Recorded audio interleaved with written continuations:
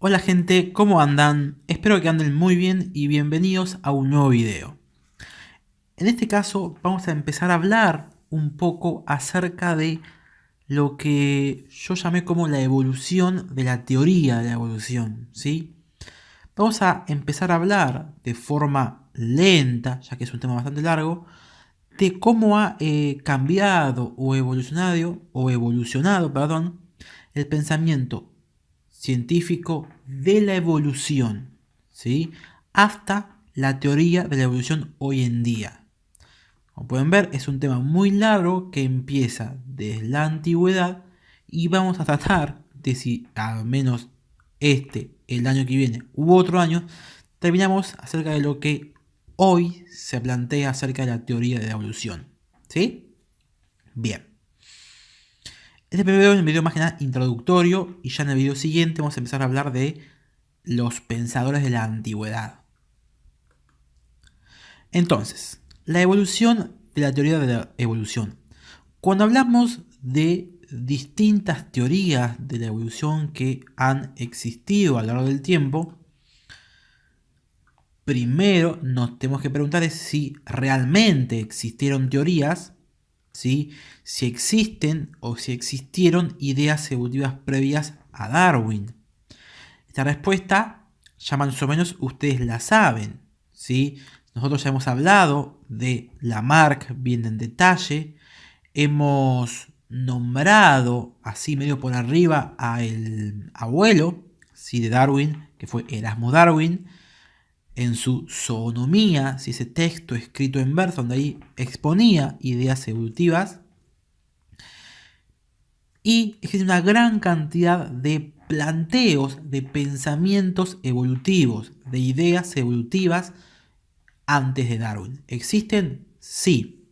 Ahora bien, lo que nosotros tenemos que preguntarnos es si a esas ideas evolutivas podemos darle el carácter de teorías. ¿Sí? ¿Son realmente las teorías pre-darwinianas teorías científicas de la evolución? Para poder responder eso, tenemos que remitirnos, a el concepto de qué es una teoría científica. No quiero meterme mucho en detalle sobre filosofía de la ciencia, ¿sí? Simplemente vamos a decir que la teoría científica es un conjunto de hipótesis organizadas, estructuradas y relacionadas entre sí de una forma formal, a partir de las cuales se pueden deducir ciertas predicciones que se pueden poner a prueba para o bien rechazar mi hipótesis y en consecuencia mi teoría o conservarla. ¿Sí? Se dice que se corrobora la hipótesis o la teoría porque ustedes saben, ninguna teoría científica es verdadera desde el punto de vista estadístico. ¿Sí? Entonces, conjunto de afirmaciones que quieren explicar algún ámbito de la realidad y estamos por hipótesis, conceptos, relaciones, categorías, experimentos y observaciones. ¿Sí? Desde el punto de vista del falsacionismo de Karl Popper, ¿sí?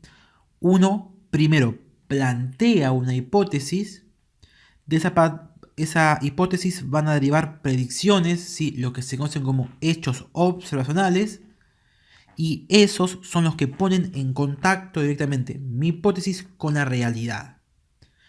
Para que una hipótesis sea una hipótesis científica, debe poder ser corroborada. Yo debo poder hacer un experimento que me demuestre que esa hipótesis o es falsa o que hasta ahora no encontré evidencias para decir que no sea falsa.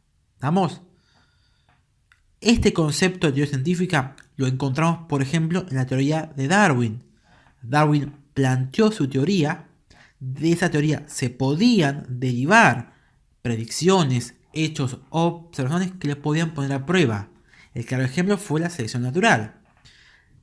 Darwin al plantear su teoría robó, digamos, la idea de selección natural de la selección sexual, de la selección artificial.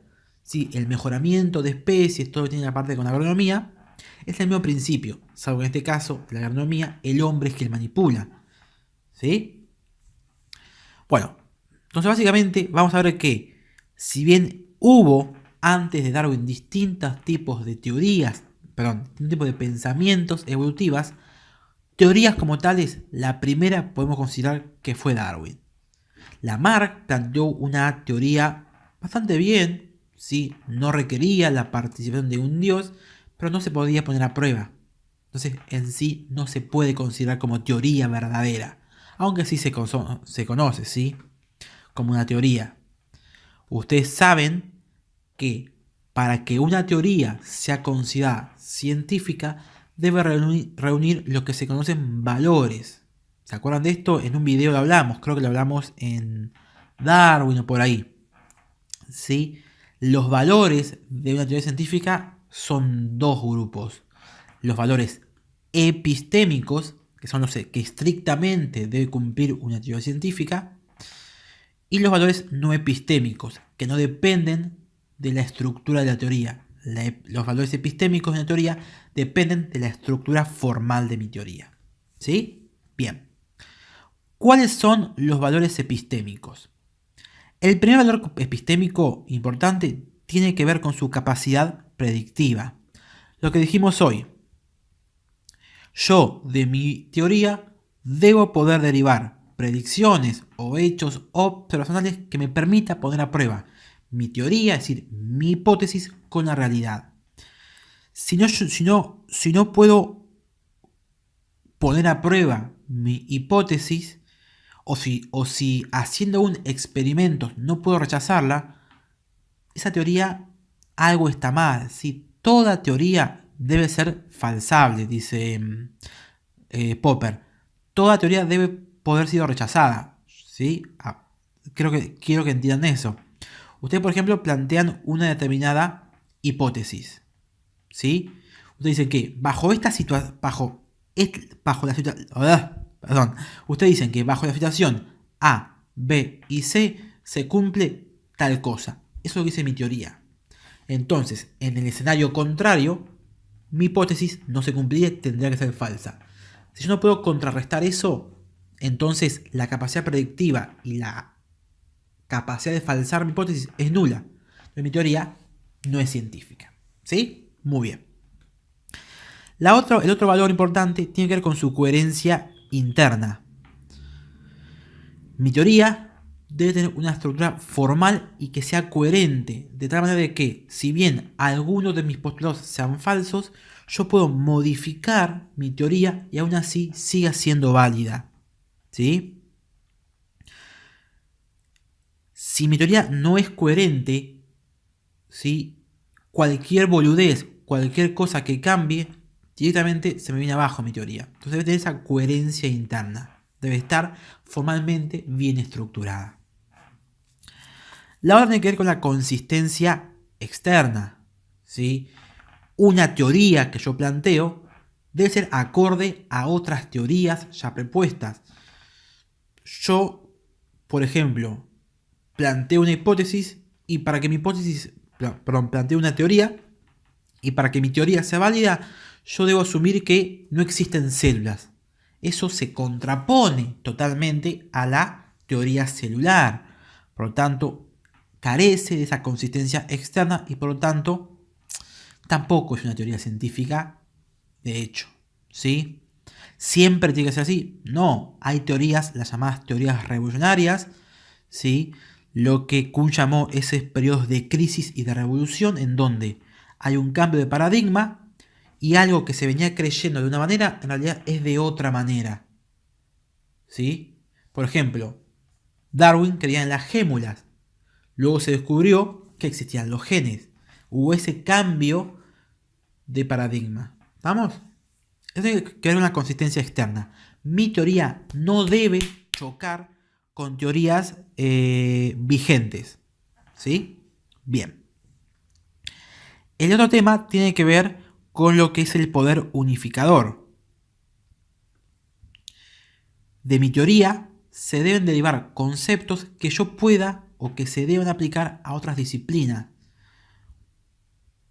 Si mi teoría tiene un poder unificador grande, es decir, puedo trasladar este conocimiento a varias disciplinas, a la física, a la química, a la biología, es una buena teoría. En general, toda teoría debe tener un gran poder unificador. Si tengo una teoría que me explica un hecho en particular en una rama, en una disciplina, y si me salgo de ahí, mi teoría se cae, entonces algo está mal en esa teoría. ¿Vamos? Bien. Sé que esto es aburrido, pero quiero que tengan esto en claro para cuando empecemos a hablar de teorías de la evolución. El otro gran tema tiene que ver con la fecundidad. Mejor va a ser una teoría científica cuando mayor cantidad de hechos puede explicar. Originalmente, las teorías surgen cuando se quieren explicar un hecho en particular. ¿Sí? Por ejemplo, el origen de la mecánica cuántica surgió para fenómenos que no se podían explicar, como por ejemplo el efecto fotoeléctrico, ¿sí? En donde al iluminar a un átomo con una luz, un electrón era disparado. Eso no se podía explicar con la mecánica clásica newtoniana, por ejemplo. O la radiación de la caja negra, de los cuerpos negros, ¿sí? Todos esos conceptos bajo la mecánica clásica no se podía explicar. Llegó la mecánica cuántica, luego la relatividad, y se fueron aclareciendo, ¿sí? Esto fue un hecho particular. Luego la mecánica cuántica se trasladó que a la física, que a la química, que a la biología, ¿sí? La capacidad de producir nuevas hipótesis que trasciendan del ámbito a la cual fue originalmente planteado indica que mi teoría tiene una gran fecundidad. Mayor fecundidad, mejor es mi teoría científica. Estos son los 5 valores epistémicos principales. Hay otro, por ejemplo, que tiene que ver con la simplicidad y elegancia, que cuanto más simple es una teoría, generalmente mejor es, ¿sí? Cuando uno elabora una teoría, siempre busca la teoría más simple para explicar los hechos. Si esa teoría más simple no me ayuda a explicar mi problema, bueno, ahí voy buscando teorías más complejas, pero siempre se parte de lo simple, lo que se denomina principio de parsimonia o navaja de Ockham, ¿sí? Igual que la elegancia, una teoría bien formulada, bien elegante, funciona perfectamente. Estos son los valores epistémicos. Los primeros 2 o los primeros 3 radican en la capacidad o en la predisposición que debe tener una teoría. Una teoría como tal debe poder ser rechazable. Esto entra dentro del paradigma de Karl Popper, lo que corresponde a la falsabilidad. Una teoría debe ser falsable, es decir, yo puedo demostrar que una teoría es falsa. Si no puedo demostrar que es falsa, entonces esa teoría no es una teoría científica, ¿sí? Y lo tiene que ver con la consistencia externa, el poder unificador y fecundidad principalmente, ingresa dentro de lo que es el paradigma de Webel. ¿Sí? Webel, allá por el año 1840, publicó un libro que es la filosofía de las ciencias inductivas. Hablamos de inducción, es la inducción, pero bueno, está ahí. Webel planteó la idea de conciliencia de inducciones, ¿sí? Cuando uno va acumulando información, esa información la podemos ir uniendo para formar un nuevo conocimiento de mayor grado. Eso tiene que ver con este poder unificador, ese traspaso a otras disciplinas y la capacidad de explicar más hechos implica que hay una conciliencia de inducción, hay una unión de inducciones, ¿sí? Si A está bien, si para A se cumple, si para B se cumple y si para C se cumple, entonces tenemos un D de mayor grado que explica todo, ¿sí? Eso tiene que ver con la conciliencia de inducciones, unir conocimientos individuales para generar un conocimiento mayor, ¿sí? Un marco unificado de entendimiento, decía Webel. ¿Estamos? Bien. Estos son los factores epistémicos, dependen de la estructura y de lo que dice mi teoría. También hay otros valores no epistémicos que de alguna manera limitan o nivelan mi teoría, que tiene que ver con los factores sociales, económicos y políticos, ¿sí? Hay muchas teorías que en un principio fueron muy machistas, por ejemplo, luego se volvieron más feministas. Hay teorías que fueron escuetas, por el bajo presupuesto económico o por las ideas políticas del momento. ¿Sí? Todos esos factores limitan de una manera mi teoría bajo estos valores no epistémicos. Prejuicios sociales, raciales, sexuales, políticos, conveniencia, disponibilidad de presupuesto, interés por publicar en ciertas revistas, etc. ¿Sí? Entonces, básicamente, eso es lo que hay que saber por ahora de teoría científica. Que es una teoría científica y que para ser considerada como teoría debe cumplir estos valores epistémicos y no epistémicos. ¿Estamos? Bien. Ahora sí, pasemos a la evolución de la teoría de la evolución. Como en cualquier rama de la ciencia, hay un momento que ocurrió un cambio en nuestro chip. El antes y el después en la teoría de la evolución. Ese antes y ese después fue ni nada más ni nada menos que Charles Darwin. Ya hablamos bien de Darwin, ¿sí? Sabemos que en el año 1859 publica su libro El origen de las especies por medio de la selección natural. Él plantea que la iglesia estaba equivocada. Las especies no son fijas, las especies cambian. ¿Sí? Ese cambio se da por una lucha por la supervivencia y el factor o el mecanismo principal de acción es la selección natural. La teoría de Darwin es una verdadera teoría, es una teoría formal, cumple los valores epistémicos. A ver, acá hay que aclarar ciertas cosas. Que una teoría esté bien formulada y que tenga o que cumpla los valores epistémicos no significa que esté bien. Significa que está una teoría bien formulada. Después que sea falsa o que sea verdadera es otra cosa. Previo a Darwin tenemos un conjunto de ideas evolutivas. ¿Sí? Darwin no fue el primero en pensar que existe evolución. ¿Sí? Darwin fue quien lo formalizó en una teoría linda, digamos. ¿Sí? Simple y, digamos, elegante. Previo a Darwin tenemos un conjunto de teorías pre-darwinianas o pre-darwinistas.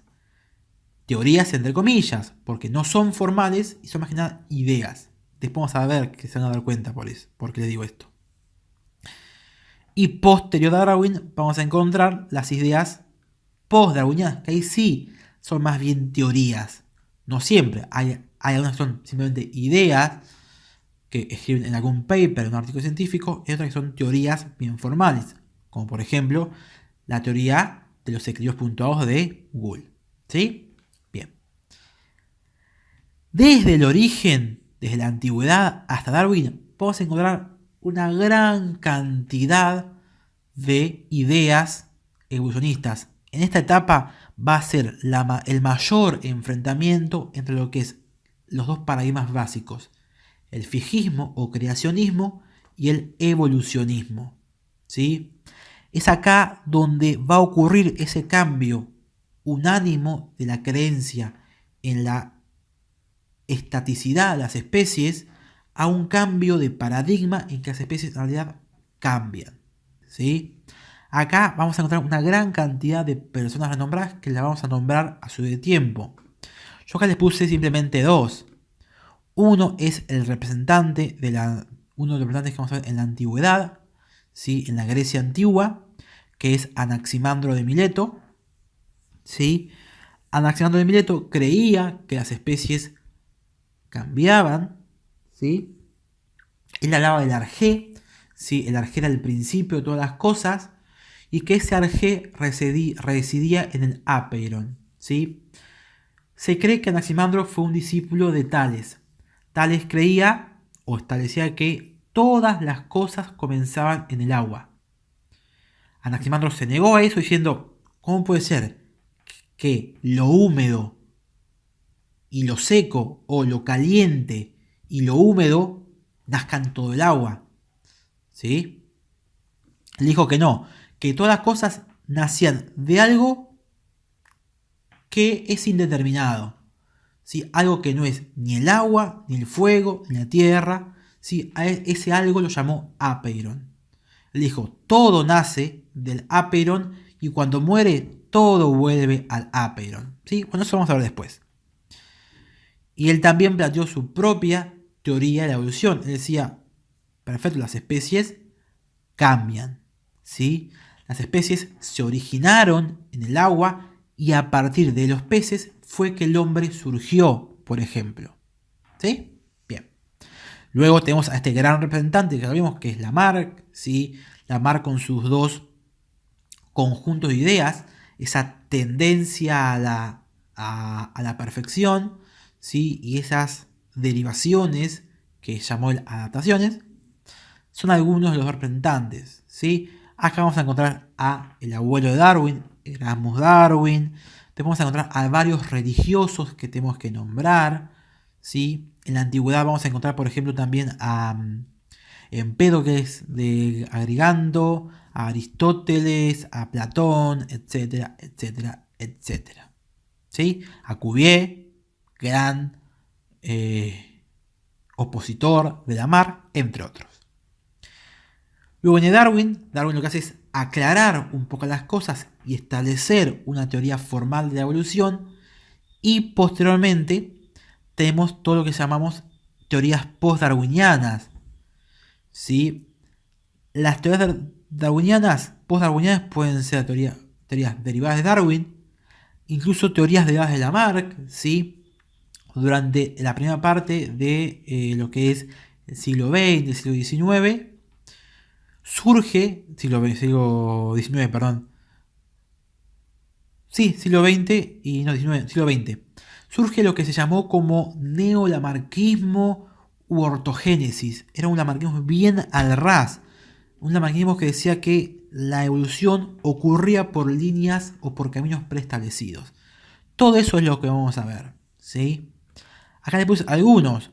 Por ejemplo, acá tenemos a Dobzhansky, ¿sí? Yo creo que todos conocemos a Dobzhansky por su famosa frase, nada en biología tiene sentido si no es a la luz de la evolución. Eso dijo Dobzhansky. Y acá un gran representante, ¿sí?, de la evolución, que es Jay Gould.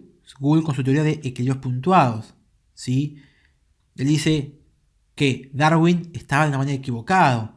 El registro fósil nos dice que en realidad las especies no cambian de forma gradual, sino que cuando uno ve el perfil de sustrato del suelo, ve un gran periodo de estabilidad de formas y luego en un periodo bien corto hay un cambio de formas, ¿sí? Lo que llamó una puntuación. Bueno, todas esas cosas son las que vamos a ver de acá en adelante, ¿sí? Trataré de subir videos seguidos, pero no les digo nada, ¿sí? Bueno, espero que esto les haya servido. Se hace una introducción que a muchos no les interesa, pero bueno, es una cosa que tenía que hacer, pues si no me queda el video muy largo. Así que bueno, nos vemos en la próxima. Vamos a empezar a hablar de antigüedad. Así que nos vemos, chicos. Adiós.